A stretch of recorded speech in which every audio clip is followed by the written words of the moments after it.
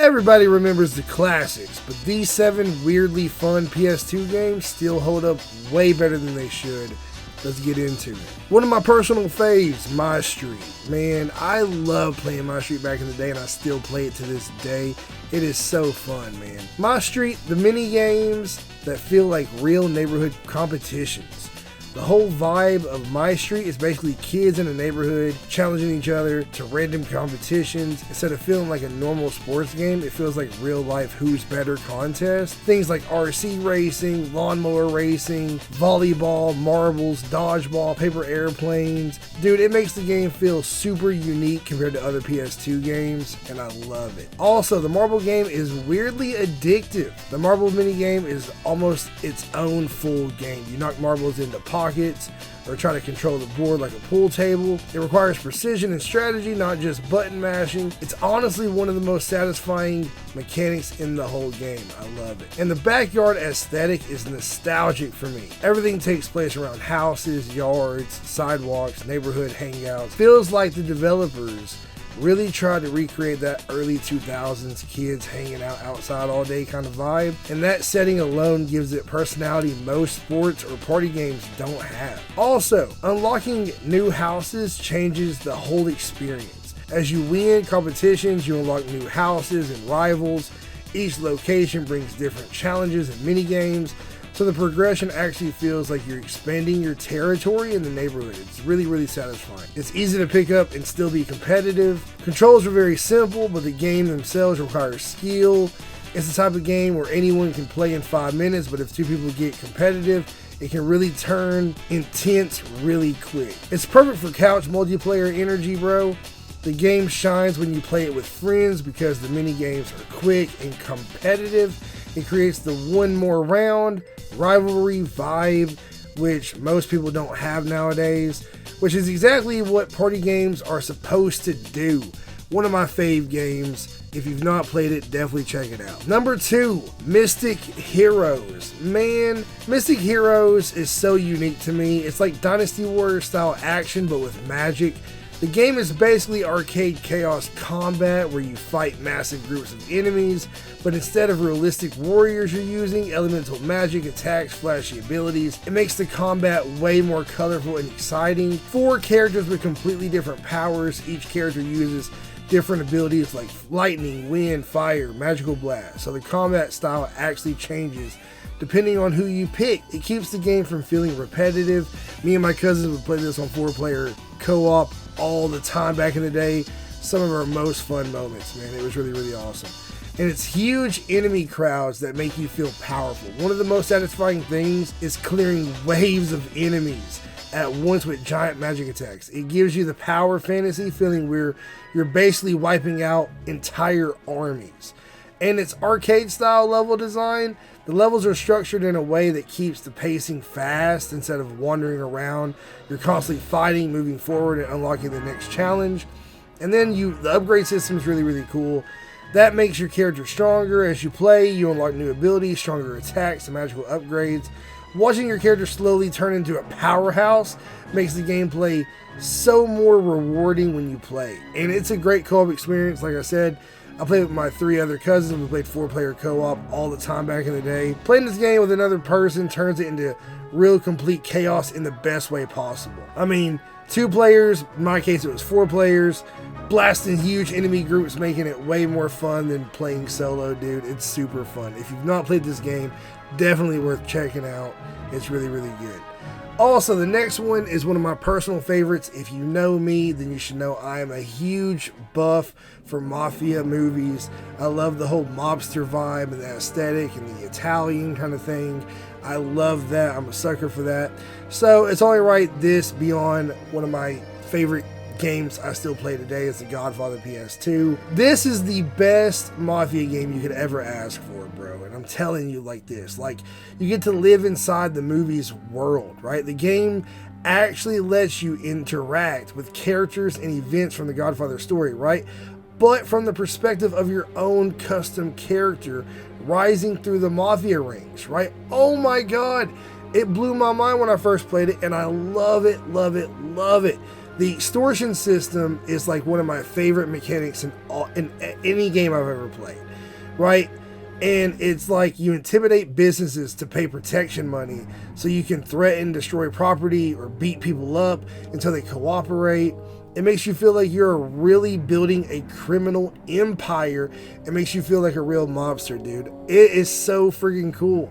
And then the open world mafia life, like you can drive around New York, take over businesses, complete missions, climb the family, hierarchy. It gives you freedom, similar to GTA, but with a mafia focus kind of feel. Strategic territory control, taking over rackets and neighborhoods, actually matters when you control businesses that generate money for the family. So there's a real strategy to expanding your influence around New York. And it's got brutal but satisfying combat. Like, combat system focuses on close range fights, executions, intimidation, which perfectly matches the whole mafia theme.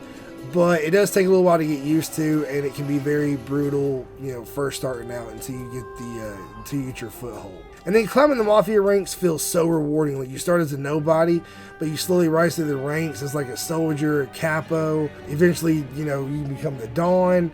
Like, dude, it's so freaking good, so rewarding. I got nothing bad to say about this game, and I still play it to this day. It's so good. I love it. Next game is Shrek Super Party. Yes, it turns the entire Shrek universe into a competitive party game instead of just recreating the movie. What makes Shrek Super Party surprisingly fun is that it doesn't simply retell scenes from Shrek, it builds a whole competitive board game style experience around the personalities of the characters. The game places humor from the Shrek world, but the goal becomes collecting items, winning mini games, and outplaying other players. That gives it a replay value because every session feels like its own chaotic story rather than just replaying movie moments. And the mini games lean into ridiculous fairy tale chaos. It is amazing. A big reason the game stands out is because many mini games are built around absurd fairy tale humor, weird movement, strange objectives, fast reactions. Instead of normal racing or sports mini games, you get events that feel deliberately silly in a way that matches the Shrek tone. And it's so good, like running away from the dragon. Dude, I had so much fun playing this game back in the day. Me and my family still play it today. It is one of our favorite games. It is so fun. Character choices actually changes how you approach matches. Choosing between Shrek, Donkey, Princess Fiona, and other characters in the game. It's not just cosmetics because each has a different feel during the mini games and board game progress. Some players naturally fit aggressive styles while others feel better for quick reactions. That gives multiplayer sessions personality because players start attaching to who they use. And the board game structure creates real rivalries. The board progression system makes every turn matter because players are not only trying to win mini games, they're trying to outposition each other strategically. A lucky event, stolen object, sudden minigame victory can completely shift momentum like other party games, but it is so unique, it's so fun in its own way, and it is so charming. It captures early 2000s party game energy perfect. There's something very specific about PS2 era party games: simple controls, loud presentations, quick pacing, immediate fun without needing tutorials. Shrek Super Party fits the bill, and you can definitely hand someone a controller and within minutes they understand what's happening, which is why it works so well casually even now. The humor still works because it doesn't try too hard. A lot of licensed games force jokes, but this one works because it carries the same goofy attitude that made Shrek popular to begin with. And the animations, the reactions, exaggerated game events still feel playful, and it is just so good. If you've not played this game, you should definitely check it out, man. Next game is Galactic Wrestling featuring Ultimate Muscle. Don't know if you guys have watched this on Saturday morning cartoons back in the day, but I did, and I loved Ultimate Muscle. So if you did not watch the anime, you might not care about this one, but those who still remember the anime and play these games, y'all will know y'all are the real ones. The wrestling feels wild because it fully commits to anime logic. What makes this game special is that it does not try to be realistic wrestling at all. Every move feels exaggerated. Huge launches, impossible slams, bizarre reversals, and attacks that would never exist in simulation wrestling. That means every match feels dramatic because the game wants spectacle first. Every wrestler feels like their own weird event. I love the character roster in this game. It's one of the biggest strengths because the fighters are so visually strange and mechanically different. The characters don't just look different, they often move differently, attack differently, create very different match rhythms. That keeps experimentations fun because trying someone new can completely change how a match feels. Signature moves feel rewarding because they're built like payoff moments. Landing a special move in this game feels earned because it often comes after momentum building, positioning, or timing, and because the moves are so exaggerated. That's a huge payoff when they connect, creates those memorable moments where a match suddenly swings because somebody lands one huge attack. The game has real arcade speed. Unlike slower wrestling games where you spend a lot of time learning technical systems, this game moves fast. Inputs are immediate, matches escalate quickly, and there's very little dead time. That speed helps the game stay exciting because you're rarely waiting long for something dramatic to happen. The presentation matches the madness. The animations, character reactions, and exaggerated ring action all support the tone. It feels loud, colorful, intentionally over the top, which match the energy of Ultimate Muscle itself. Multiplayer becomes instantly competitive because chaos creates unpredictability.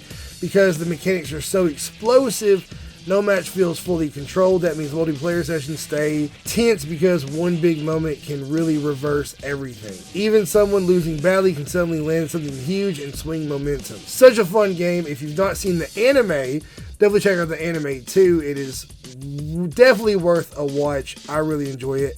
Let me know in the comments below if you've actually seen or played this game or seen the anime. Next is Hunter the Reckoning Wayward. The dark tone immediately separates it from most action game of its time. A huge reason this game still stands out is atmosphere. The world feels grim, haunted, and dangerous in a way that gives every level weight. Instead of bright arcade energy, you're moving through areas that feel corrupted and hostile, which constantly reinforce tension. Combat feels satisfying because you're fighting large supernatural threats, not small encounters. The game throws real pressure at you through enemy numbers. You're often dealing with multiple threats at once, forcing you to move carefully, manage attacks, and avoid being overwhelmed. That gives a victory real satisfaction because survival really matters. Character classes give replay value. Different hunters approach combat differently. Some rely more on range damage, some durability, some on abilities. That means replaying the game with another character changes how encounters really feel. Special powers add identity beyond basic combat. The supernatural powers help the game stand apart from simple hack and slash titles because you're not just swinging weapons, right? You're using powers tied to the game's dark supernatural setting. And when I was a kid, I played this game with my cousins, and it was so fun. Like, the co-op really makes the whole game better. If you definitely have someone to play this with, it's going to make your experience so much more better. And this is one of those games that becomes dramatically more enjoyable right with another person because surviving waves together creates natural teamwork, covering each other right, managing enemies, sharing pressure, turns into a stronger experience, definitely. So if you have someone to play with, it will really make your experience a lot better. And the difficulty creates real tension. The game doesn't hand out easy wins, right? Certain enemy groups can punish mistakes quickly, which means progress feels earned rather than automatic. If you've not played this game, definitely check it out, man. It's super fun. Next is Kim Possible, What's the Switch? Swapping between characters makes the gameplay feel like solving missions instead of just fighting. The switching mechanic is what gives this game identity. You aren't simply controlling one action character from start to finish. You're constantly thinking about which character fits the moment better. Now, real quick before I continue, man, who don't love Kim Possible? That theme song be hitting, bro.